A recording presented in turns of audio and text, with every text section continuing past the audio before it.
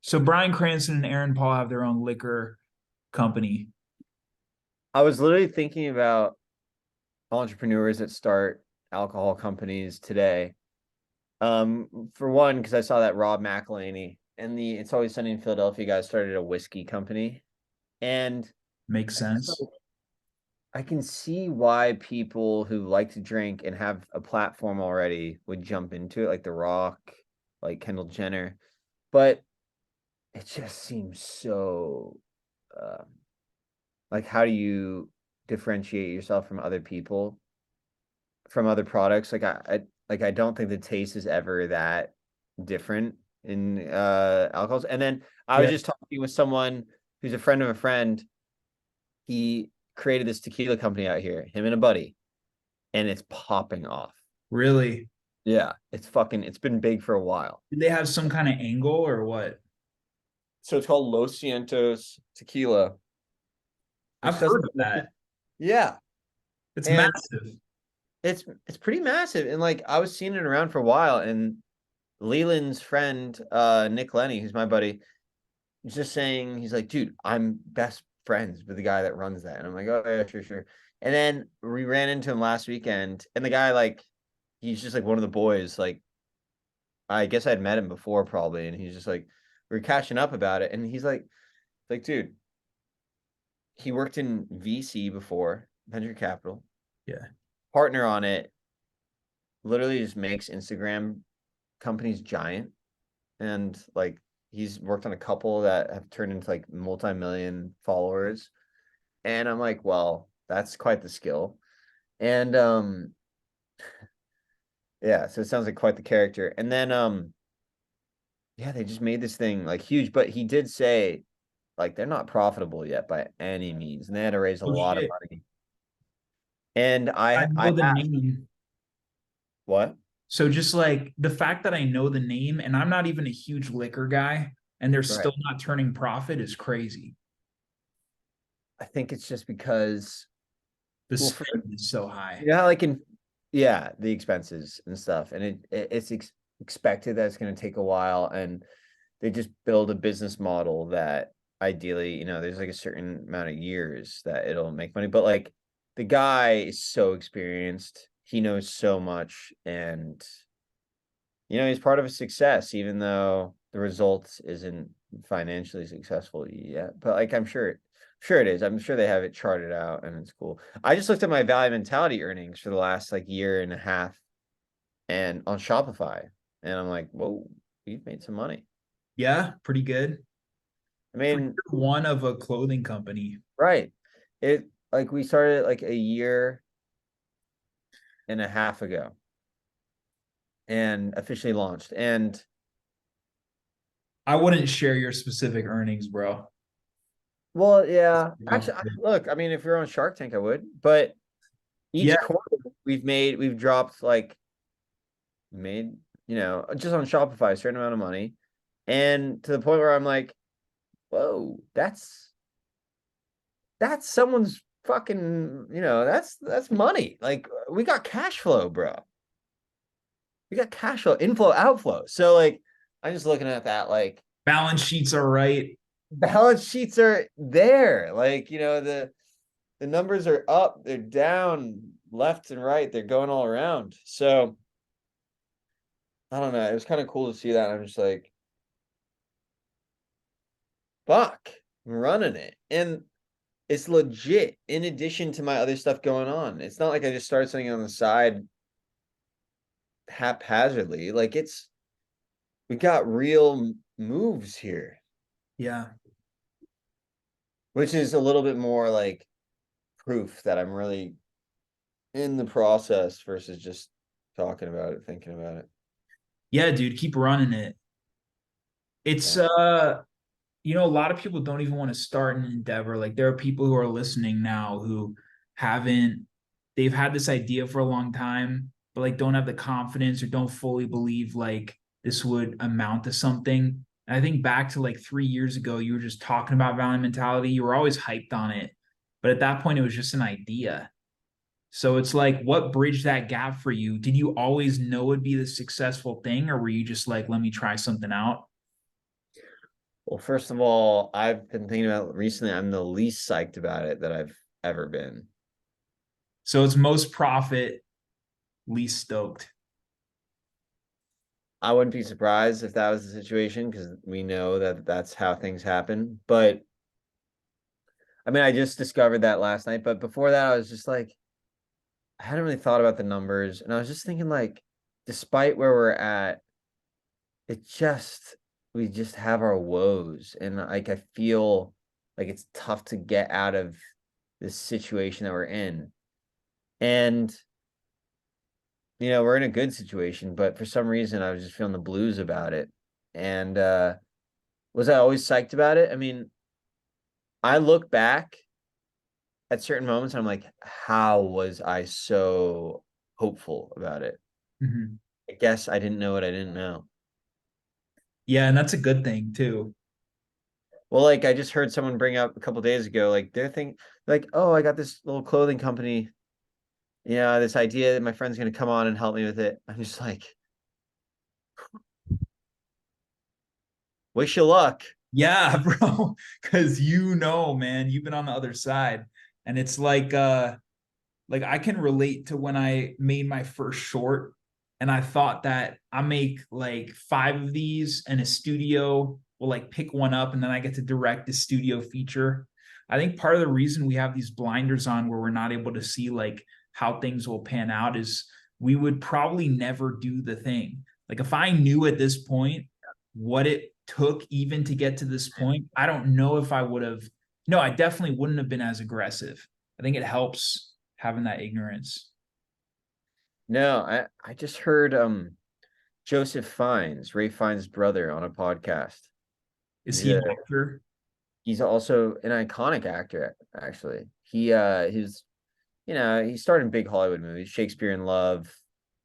It's a bit more of a boring one a while back, but he started in Handmaid's Tale recently, and he's doing like a big play in it. He's this artsy actor, but like super successful and stuff. And he was just saying that his whole family's artists, but that it was taken very seriously in his family. Like to just say that in the interviewer goes, "Oh, so you were like you had this like whole artsy family, right?" And he's like, "No, no, no. Honestly, it'd feel insincere to say that we had this like artsy because that's sort of like brings on that sort of identity of being bohemian and like accepted. We weren't like that. It was like honestly, my dad was a photographer, my mom was a writer, painter, and like when we said that we wanted to go into the arts, they were like very like handle it like you're a lawyer or like a vocation and like be very impassioned about it and disciplined about it.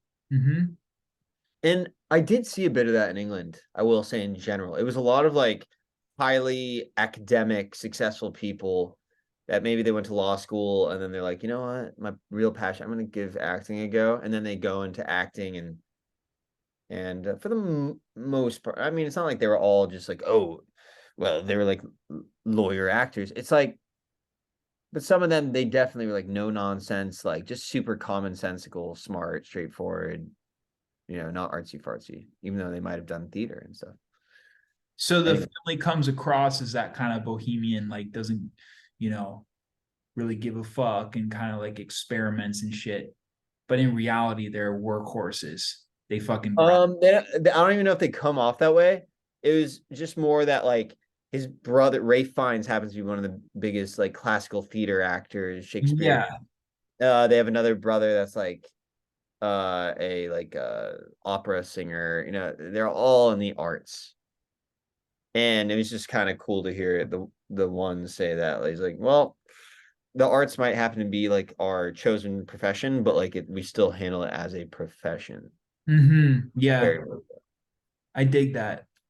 yeah. Uh, The dude, vibes. so I've been chipping away at this script and something I'm realizing is this, like going along with that as far as working at it, actually approaching it as like a job. Something that I found is that there have been so many revisions to get something to this place. And a lot of people, when they're writing something, they'll just like they'll finish it or maybe they'll revise it once or something. But it's kind of like what you're saying with the clothing stuff. Once you're on the other side of it, you realize how much it actually took to get to that place. And bro, what it takes to get to this place is just like fucking insane. It's crazy. How so for you? Like I wrote like 7 screenplays that were okay. And I took like bits and pieces from every single one of those in this latest one. And it's just, dude, it's just, it like blows my mind how much work it takes in order to get to the other side where you've got something that's like, that's market ready. Because there are Yeah. only 20 scripts that sell in a year. And to get it to that place, it's like, it's fucking insane. The discipline required to get a script to that point. Also, you want to refrain from getting too result oriented as well, and just being like, well, make it successful. Now, if you're approaching like a business, investors are thinking result oriented. You bet your ass they're not thinking like, oh, well, it's about the journey. Like they're thinking they want a winner. Right. And so I guess it makes sense to think when you're writing a script, like, hey, is this going to be a success? Are people going to see this? Am I going to make this what I want it to be? One of your favorite guys, you read that book, the Disney guy, who's that Bob CEO? Iger. Yeah, Bob Iger. I just saw his he had like some kind of summit or something a couple weeks ago, and I watched it, and he was talking to the reporter about the business and the state of the business and everything. And and the reporter was kind of criticizing him or like digging into that Disney hasn't really had a high standard of quality lately. And Bob was like, yeah, like we really wanted to load up the streaming service. We wanted to we wanted to pump the content. And he said that he felt like they went too overboard and they didn't have such an emphasis on the quality part of it. And that's where we come in. Like we as like actors, writers, whatever, is like we have to get a piece to a level that is market ready. And yeah, when you're just looking at investments and result oriented, and even like Bob Iger and everything, they're looking at it from an outside perspective. The process that we have to get to in order to get to that level of quality, that's what the market needs. But it's like, I don't know if that's talked about enough as far as the process that we have to go through in order to get it to be market ready, because it's so intense. It is. Process for creatives is given a lot of bullshit weight, I think. In what way? Everyone recognizes that, like, everyone around the film business gets a lot of flash, a lot of attention, Yes. a lot of mystery behind it. And people are like, okay, there's all these big money people. The movie business is the toughest thing. It's really tough to make it in it. And then you got these and like there's the producers, the studio heads, everything's so like business oriented. Give us the balance sheets, the numbers. It's got to Yeah. all be like perfected. And then you look at the artists who are the ones actually making the product that's Right. market ready. The artists that are making it market ready, literally, it comes down to something that's subjective. It's a painting. So it's like the whole thing, people love the idea of like, well, even though there's $50 million behind this movie, it's still just a bunch of fucking like storytellers like jerking each other off, for lack of a better concept. Yeah. Yeah. Yeah. And they're given the keys to the kingdom to do whatever the heck they want. And but that being said, the idea to get it market ready or whatever, at the end of the day, I think my principle still stands.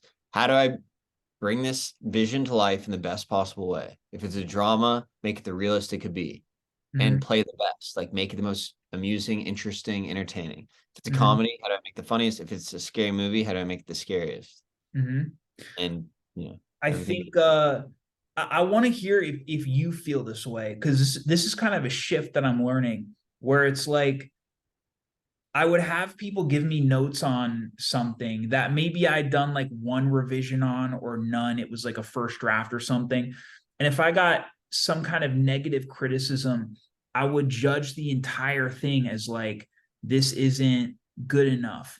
But what I'm learning is like you do like a tweak here and a tweak there, and then suddenly you could go from like a C to a B. Like all this is subjective. But like with every iteration of it, like if you believe enough in the core idea, sometimes it's not about like you're not a good writer or it's not ready or whatever, but it's just about like you just keep making revisions, keep, and everyone says writing is rewriting, but I'm really learning that that's the case. I think Because I think, like even if I start a whole new idea after this one that I've been working on for like 6 months, if I start a whole new screenplay, I now know, I like fully understand the amount of revisions, the amount of notes that it takes to get to market ready. yeah, revisions, writing's rewriting. I mean, also like that's why it's so annoying. Like I think you just gotta love your story, which I think so often comes from something that's true. I just had a meeting with Dimitri for the British show, Oh yeah. and we spoke with someone who's like, yeah, like people love it, I love it, but like I think you guys can do some like rewrites and stuff. And Dimitri asked me, what do I have any notes? And I reread it. I'm like, got a note here, got a note there, but like it's fucking funny. And like it works. And most stuff I see on TV sucks. And at the end of the day, bro, my true feelings about it is I think it's probably fine. And then we're gonna have to do a lot of like rewrites and stuff in the writer's room or whatever once it's like already sold. Right. But fundamentally, there's something that I want in that show that Dimitri Yeah. doesn't want to put in there. Oh, And like a core thing. it's a core thing. And I think at this point we have people that love it, but one component of getting this show made is that maybe it's not getting in front of the right people. And if it fell into the right hands, a star, Conan O'Brien, Yeah. Daniel Radcliffe, someone in Yeah. England, maybe it just green lights and then And that's usually the case too, bro. And that's what I'm learning too, because I've been cold reaching out to like name talent and people get back and they read the script. And if I get passes from actors, doesn't necessarily mean it's a bad script. It just means that for whatever reason, they're not right for it, or it's all subjective. But I think what I've learned, like, I think I'm able to discern now between if the script actually needs work or if it's someone else's just opinion on like what they would prefer in a script, because there's a difference between those two. totally. But I'm curious, bro, when working with a co-writer and you've got like a fundamental thing like that, how do you guys handle that? Do you just talk through it? Obviously you both still have different opinions on it, but like sometimes co-writing can be difficult, when it comes to big core things like that. Yeah, I mean, for this type of thing, well, also I want to bring up too, I find interesting the core thing that I think is important about it is something that's true to me. And I think like the show is fine. And I really appreciate a lot of the professionalism that Dimitri's brought on to writing it. He's brought on like a level of, I think, like highly structural, intelligent stuff. Right. There's some jokes and just like real character development and things. But there's certain things about the true story that like I saw that I would tell people about the show, and like it's the first thing I tell them about. And it's this famous scene that happened in my real life, like in the locker room, and it was just so funny. And I think it honestly the entire show rests upon this moment that I had. I think it's the reason why I wanted to see the show on TV. It really just shows that these prestigious theater actors, sophisticated thespians, are really just a bunch of buffoons that all they really care about is like Gigi Hadid was, someone I went to high school with, and they're like, "What? You went to Gigi? You knew Gigi Hadid, and you're from Hollywood, and you came here? Yeah. Fuck you on about, mate?" And yet they're brilliant and sophisticated and great singers and do Shakespeare and all these things, but they're like fucking Gigi Hadid. What you on about, mate? Well, what's the football doing right now? And like, I thought that was the funniest thing. That really occurred to me in the locker room while they're getting on their dance leotards and belting a song about profanities, the most crass thing you've ever heard. And then they said that, and I was just like, I didn't realize you guys are a bunch of like fucking lads. Even the girls too. And Dimitri took that scene out of the fucking script. It's not in there. When I tell people why I think it's interesting when I went to England and I did a show on it, that's the first thing I tell them is about that moment. And what's his? I totally get that. What's his reasoning for taking it out? Just it's not. He doesn't think it's significant, or we haven't talked about it in a while. But I do know that when I was saying that thing about like the notes, and we got told like, "Hey, do a couple notes," I was just like, "Here's a note here, here's a note there." But like, at the end of the day, bro, if this show doesn't get made, and I didn't have that scene in it where people can really see my full voice, I will feel like I didn't give my full shot. To me, that's what I find interesting. And he hasn't quite wrapped his mind around that that's the interesting part of it. And when it really takes a lot for me to hammer that into him. And then once I do, he's like, oh wait, so all actors not like that at like Juilliard and things, like, you know, are they not fucking looking at the rugby and everything? I'm like, no, Einstein. It's fucking fascinating that Richard Burton and Peter O'Toole were booze hounds, and Richard Harris logging it up with girls from California at RADA in the 60s. I read Peter O'Toole's book. He was the same way. It's a theater culture. That's exactly where that disconnect is at, where it's just like he like you said, he hasn't had that experience, and like he's coming from the States and seeing it. Here's the thing. He rightfully wants the show to be made with British sensibilities in England first. And he thinks what's more interesting is this show about drama school, and that that it's just a bunch of fucking theater idiots, like, you know, in animal studies class and doing all the actory stuff. He thinks that like the Fame stuff is cool. To me, that's already been done before with Fame. To me, and granted, like, he finds it a little funny that like we've made it about the American characters from a reality TV show family, and he wants to get taken seriously, so he goes to this British acting school where he sees a bunch of cornball actors. But to me, it's not enough heart. I think to really get the show done how I want it, it's got to show what I saw, which was that it's not just fucking Ted Lasso or something. It's like these guys are fucking gritty that are in these theater schools. So, and I thought that was very surprising. I don't know if that's the biggest difference, but, and granted, how do I handle it? I take the pass a lot of times. I let him run with it because he's brought a lot to the table. If it gets made, great. And I think I just have faith that like things will work out anyway. I don't think I don't think I have to fight for that. Granted, when we just said that the other day, I sent him a text. I poured my heart out with that stuff. He didn't respond. Interesting. Dude, who's that weed actor? The guy who smokes all the time. You know what I'm talking about? The Jewish guy. Woody Harrelson? Nah, the guy's like, hey. He's like a comedian. Seth Rogen? Yeah, thanks. Seth Rogen has this writing partner that he's had since he was Evan Goldberg. Yeah. And he talks about how the way that they handle like difference of opinion, it always comes down to like one of them feels more strongly about it than the other.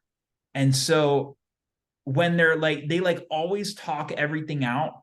And then once they get to the end of like every part of it, like there's always going to be one person who feels stronger than the other person. So it usually comes down to that. I mean, it sounds like both of y'all feel pretty strongly about this one. But I think it always comes down to like talking it out. I've listened, I read that book, you know, the Thomas Lennon one about how to make movies for fun and profit. Yeah. Him and his writing partner that made Reno 911 and all that. It's a bit smoother for them. None of my friends, none of my writing partners or anyone, you're the chillest, but any of my work, any business, everyone I know is super pointed and intense. No one's ever, I'm the only one that's really happy-go-lucky and easy. Yeah. Well, I mean, as long as that doesn't come to the expense of like not having your ideas, you know what I mean? Like there's a way to do, and I don't think you do that. I think you navigate it the same way I do, which is like you should have opinions, but there are also ways of like navigating around people or working with people that you can kind of slide it in a more natural way where I they're try to be an intentional doormat. Lead by example, kill them with kindness, and have faith. But This is just gonna sound like manipulating people, but like I've found like there's always a way to insert in your opinion in a way where it's like it doesn't come across as that, you know? That and that's a skill. That's a skill that a lot of people don't have. well, they say as a writer, a great person, a great writer knows how to take notes and make them great, even when he doesn't agree with them. That's someone who will work a lot, but Yeah. this business, like your boss gives you, like it's. I just feel like I've had to do bitch work and stuff for so long now.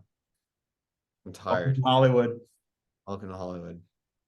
Yeah, name of the game, bro. It I know. sucks. And that's what a lot of people don't realize too. They come out here with big, bright-eyed, bushy-tailed, and they're like fucking, I know they romanticize the struggle. They romanticize it. Yeah. Which you yeah. should. You got to romanticize your own life. You got to be the main character in your own life. Find the ways to say that, like, oh, well, enjoy the process. Don't just be result oriented. But it's tough. I was just working with a life coach yesterday, and he recommended to me to read this book, Atomic Habits. Yeah, good book. You know it? Yeah. There you go. I took notes on like something that said, which is about rather than being result oriented, think about the lifestyle that those results bring on. So you're not so focused on the thing, but what would someone that has that be doing and do those things?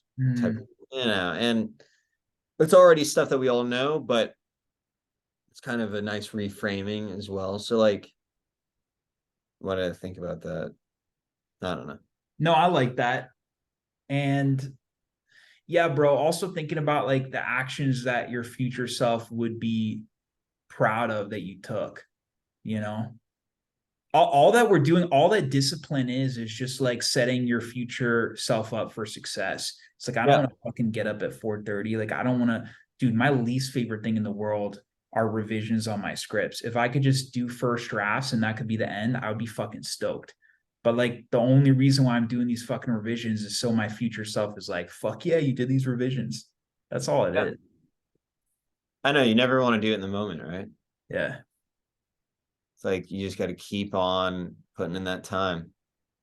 Yeah. And something I like too that you always talk about is like thinking about the goals that you've already achieved and Yeah. realizing how sick it is and how stoked your past self would be that you actually reached it.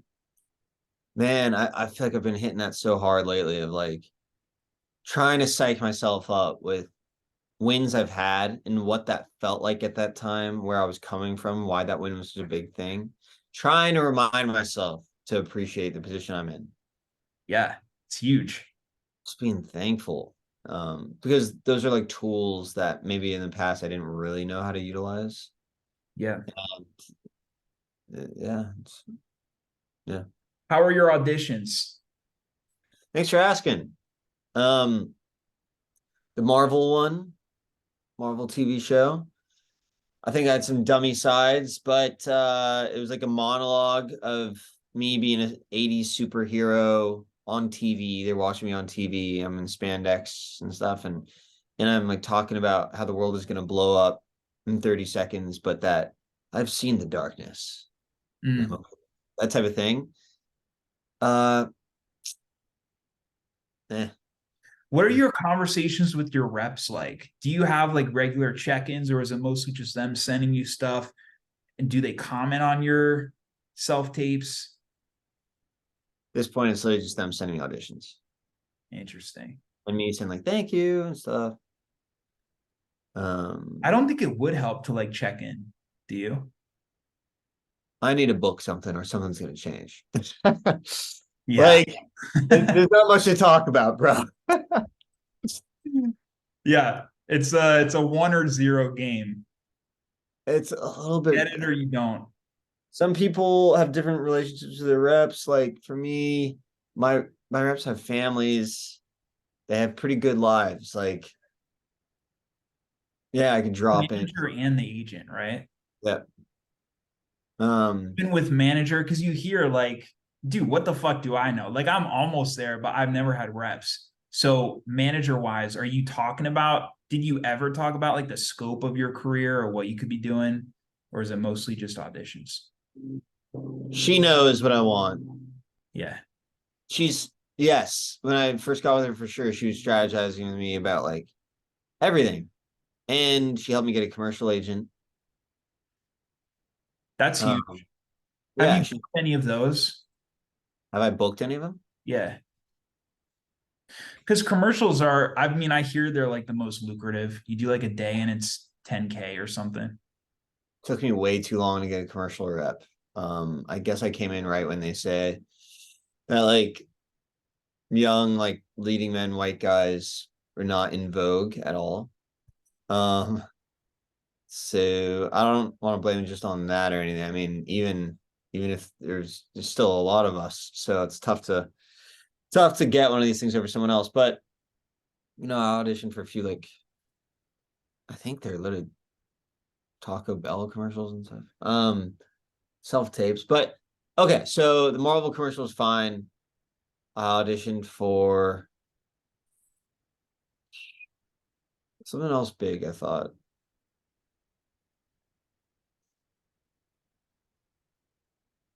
You know how fucking sick this log is gonna be when we're looking back and we're going through these videos.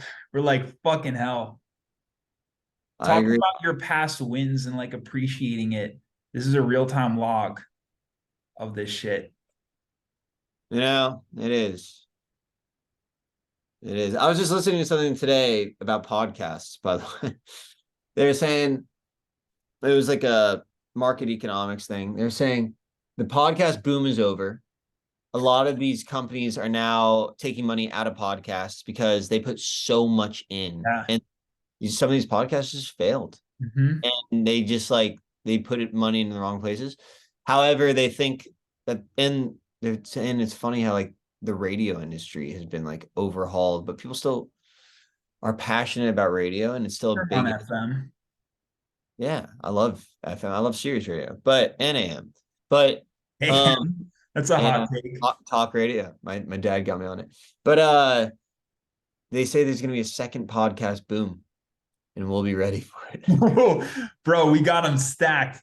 What episode is this? Like 70 or something?